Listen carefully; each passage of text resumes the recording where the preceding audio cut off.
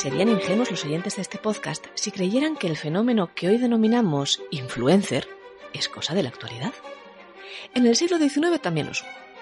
Llegaban a nosotros por medio de la prensa, generaban imitadores por doquier y los niños soñaban con ser como ellos.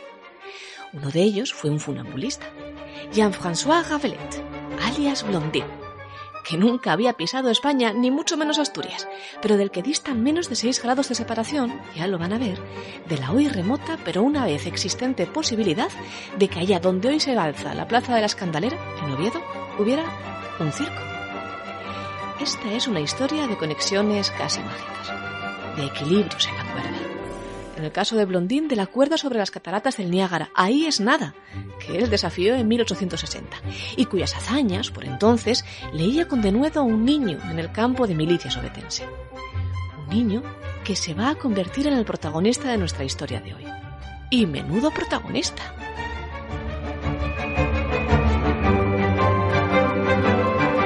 Los triunfos de Blondin en Londres, reza un diario en agosto de 1861, han excitado en otros acróbatas el deseo de emularlos. Hace pocos días una mujer trató de atravesar el Támesis por una cuerda floja y después de tener un largo rato en la mayor ansiedad a todos los espectadores cayó al río, a donde al fin se la salvó en una lancha. Pero no todos los seguidores de Blondin, el viejo, el gran funambulista del siglo XIX, lo fueron infructuosos. Sobre todo a lo largo de la década de los 60, de este siglo, del XIX, surgieron centenares de Blondines, doquiera hubiera un río sobre el que desafiara la gravedad. La prensa llegó a transformar el de Blondin en un nombre común para definir a toda suerte de funambulistas y, así, hubo Blondines estadounidenses, hubo Blondines alemanes, franceses y hasta Blondines rusos. Pero sobre todos ellos se destacaría la figura de uno a quien el maestro acogería como su discípulo, como el discípulo a su diestra, el Blondin asturiano, Carballón concretamente, nacido en el campo de milicias y que a punto estuvo, con su fama como acróbata, de modificar la geografía ovetense tal y como hoy la conocemos, porque ¿se imaginan que hoy en día, en la Plaza de la Escandalera, hubiera instalado un circo?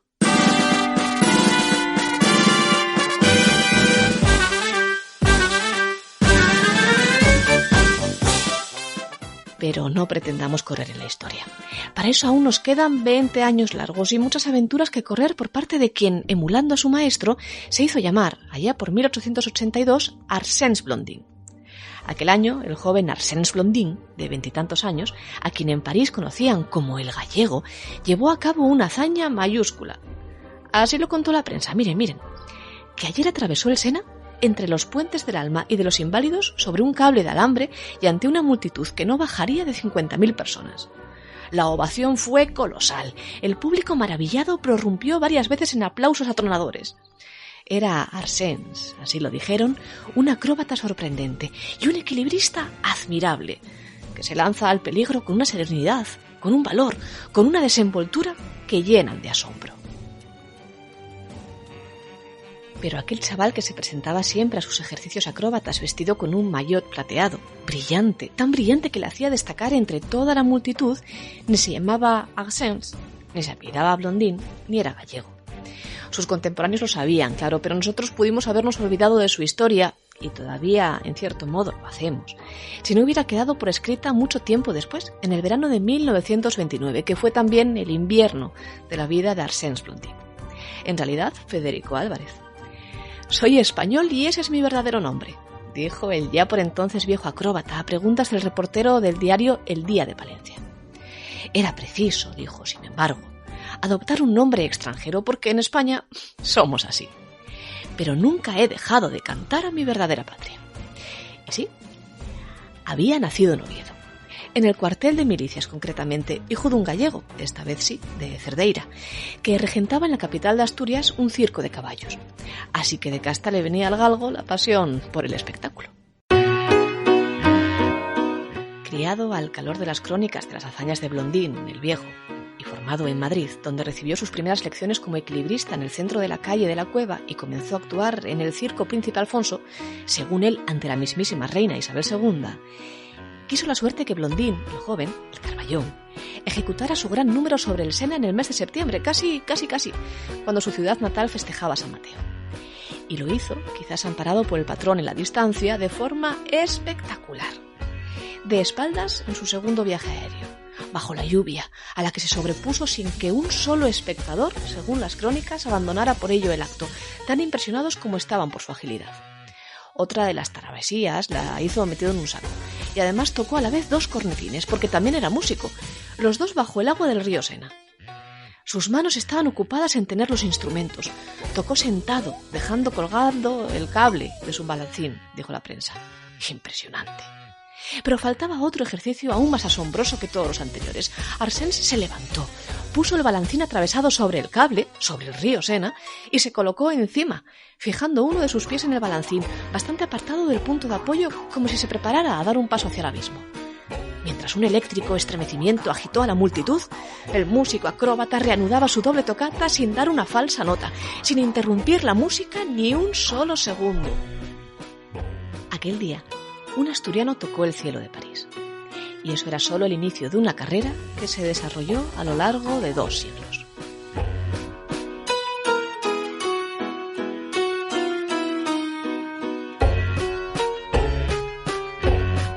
Los años que le duró la juventud a Arsène Blondin, es decir, a nuestro Federico Álvarez, estuvieron bien aprovechados.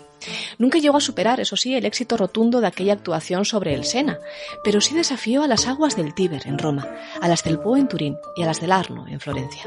En Ámsterdam cabalgó sobre las del Amstel y también sobre las del Danubio en Viena. Cruzó el Pisuerga a su paso por Valladolid y el Nervión en Bilbao. Y solo él supo si era verdad aquello que dijo cuando le entrevistaron en 1929 de que había sido el primer europeo que ha entrado en el Rif a enseñar música a los moros. Fue en el año 1906, dijo. En aquel año recibí una proposición del Caiz al-Raghi para organizar una banda de música con elementos moros.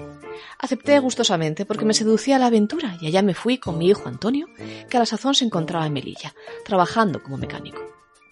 Llegó a formar una banda de 22 músicos, en la que él, como no podía ser de otra manera, tocaba el cornetín, esta vez solamente uno. Pero, según sus propias palabras, a los moros les gustaba más el acordar tiros que notas del pentagrama. Vi mal la cosa y determiné escapar antes de que la previsión resultara inútil.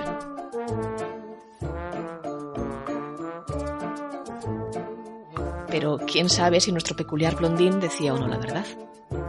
El mundo del espectáculo tiene también mucho de truco, de audacia y de juego malabar. Unas artes menores que en la patria de Blondin no tenían cabida, porque si se dan cuenta quienes hoy nos oigan y tengan en la cabeza la topografía del espectáculo en el Oviedo que se abría al siglo XX, ningún recinto por aquel entonces estaba habilitado para ellas. Y lo cierto es que ninguno de los afluentes del Nalón que transitan por allí cerca, desde el Trubia hasta el Nora, ni el Gafo, ni el San Claudio, son tan impresionantes a la hora de atravesarlos como lo son el Sena o el Danubio. La verdad es que no. De modo que si Federico Álvarez quería ser profeta en su tierra, tenía que buscarse la vida. Y así lo hizo. ¿Por qué no poner, pensaba él, un circo allá donde hubiera el espacio suficiente y a los ovetenses no les pillase muy lejos de sus casas, doquiera vivieran? Agilidad no le faltaba, ya lo ven, al buen Blondin, pero tampoco audacia.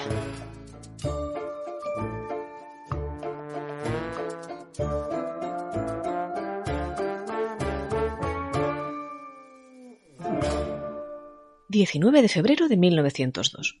El Progreso de Asturias, uno de los muchos diarios publicados por entonces en la región, asegura que ante mucho público celebró anoche otra función la compañía del señor Blondin, en el circo provisional instalado en la Escandalera. Todos los artistas fueron muy aplaudidos en los diversos y difíciles trabajos que ejecutaron. Anoche se decía que en vista del buen resultado que se promete la familia Blondin, pensaba cubrir con zinc el nuevo circo y establecer en él todas las mejoras necesarias para hacerlo digno de Oviedo, si se le concedía, eso sí, en buenas condiciones el terreno durante al menos 4 años.